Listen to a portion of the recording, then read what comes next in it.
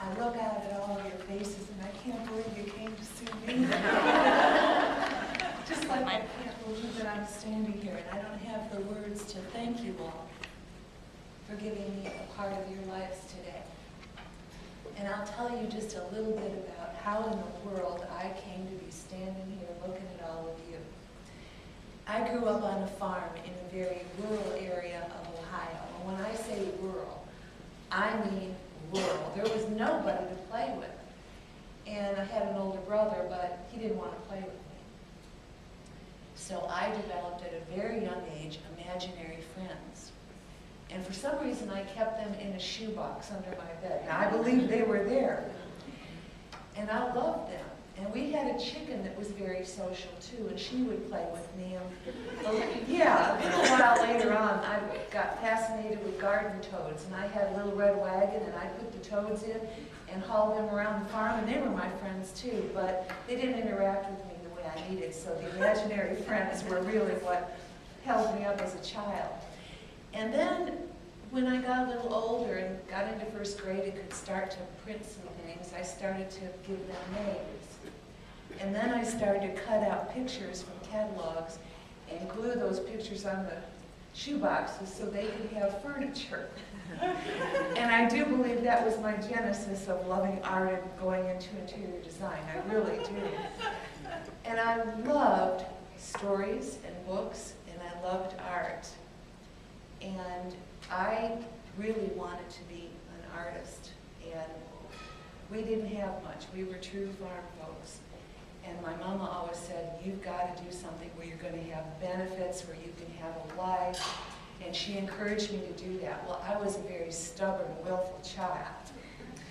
And I made up my mind, I'm going to make my life in art.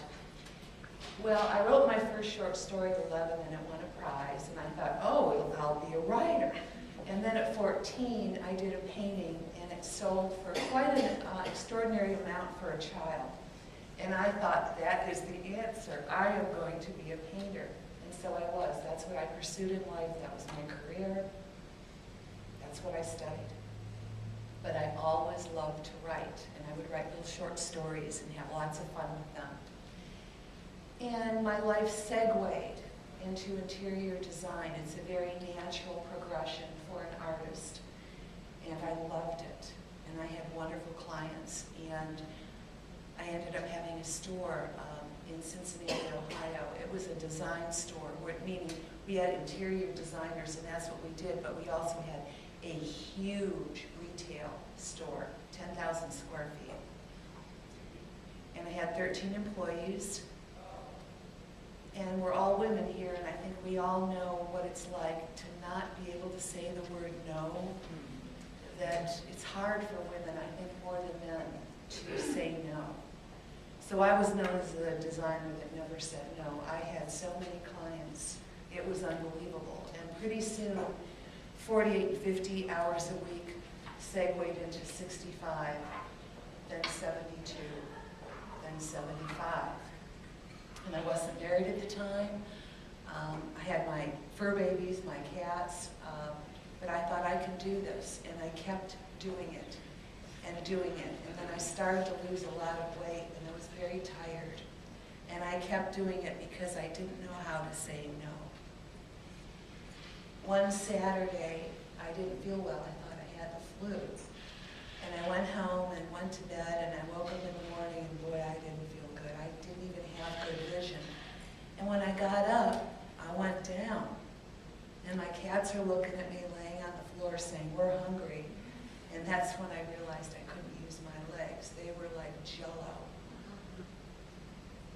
And for some reason, I thought I was poisoned. I don't know why, but that was my thought. And I knew I should call 911. But you're looking at a girl who loves her animals so much that I knew those men with 911 would let my cats out if they came into my apartment. They'd have to come up 3 floors. I lived in this old house. And I thought, I can't let Willie and Pringle get out. They're going to get killed. What am I going to do? So I dialed the one number, and I don't know why I remembered it. It was my secretary, Jane Anderson. And Jane said, I don't remember this, but the only thing I said to her was, please help me. And she was there. But I was too weak to get down all these steps, so I went down the steps on my butt, sliding, trying to hold onto the banisters, going down. And somehow this little itty-bitty Jane got me into her car, and she drove me to Christ Hospital, where I was almost dead on arrival. And when I say almost dead, I really do mean almost dead. You hear people say that they had a near-death experience, and you kind of roll your eyes and think, oh yeah, sure. Well, you're looking at somebody it really did happen. It turns out that I nearly died of the same disease that Jim Henson died of, the puppeteer. And it's a miracle that I'm standing here, looking at all your faces, because I shouldn't have lived. I went through renal failure, congestive heart failure. The only thing I had left was hearing. I couldn't see, I couldn't do anything. But I could hear. And what really, really upset me was I've got all these machines, they're everywhere, and I have a nurse with me 24/7 to run what is called a dopamine machine. I mean, I don't even know anything about that, but it was to keep me going, and all these tubes. And I heard them talking about my imminent death. I heard it. And I thought, oh no, I'm not. And being the willful child that I was from birth, I just kept saying, no, I'm not. And I didn't. Finally, I was able to get out of intensive care, and then of course they transfer you to a room, but I was quarantined because I was so fragile. And even when they let me go home, I wasn't allowed to see anybody, I wasn't allowed to do anything. And now I'm bored, but I still don't feel well, so I crawled around the house trying to do things, and I found this box that I had hauled around with me my whole life. And I opened it up and thought, I'm going to look at this, and they were all my childhood stories. And it made me sad, real sad, because I thought, this was really where your heart was. But, well, it was an art too. Maybe you should write. But then I realized there was no way I could write and still run this business, because I had to go back. I mean, my whole life was signed on to this. And a little side note is that I had nothing when I started this business, but my writing was so good, I convinced a bank to give me buckets of money, and they did. I just started, and I had to pay them back. I had to figure out how to pay them back, so I just couldn't leave. So I came up with the idea that I would write stories about the furniture that I loved. Little tiny short stories that were ads. Who loved the furniture, who made it, who fought for it in the divorce, who stole it.